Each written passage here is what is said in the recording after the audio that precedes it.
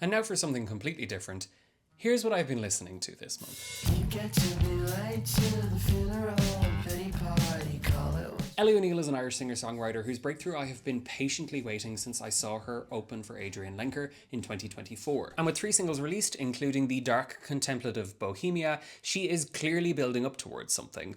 And I am very excited about that. Keeping on the theme of Irish acts poised for a breakthrough, I've got a couple of tracks off the debut EP from hotly hyped Dublin band Madra Salach. In typical fashion, I ignored the hype until I saw them perform Blue and Gold on the Tommy Tiernan show, and I said aloud in my living room, if I had known that they were going to sound like this, I would have listened to them a long time ago. They're best described as the Dubliners reincarnated for the times that we live in today, and they're just amazing. I've also had the new single from Burglar on repeat. The duo hits such a sweet spot of oddball indie rock, and I've had the pleasure of seeing them live a handful of times. And if they keep up this quality, I imagine I'll be seeing plenty more of them. Last new Irish discovery of the month, or rather last month, is Dove Ellis, whose career was kind of exploding as I was doing my end of year roundups in December. His album Blizzard is incredible across the board, but Love Is an all-timer.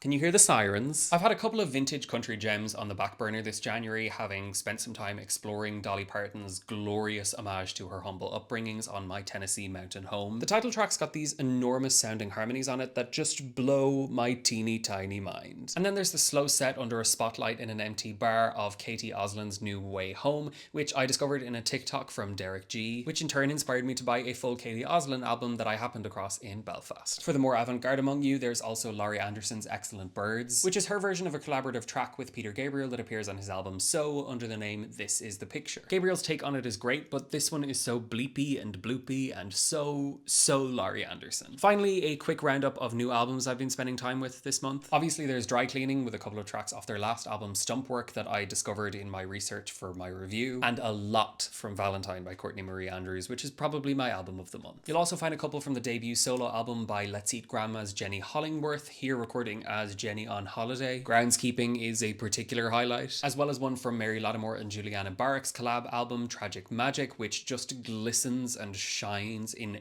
every conceivable way. And finally, my favourite track so far from Julian Lage's new album Scenes From Above, a review of which I will be posting next week. You can check out all of these and more on my January 2026 playlist, which is linked either below or in my bio.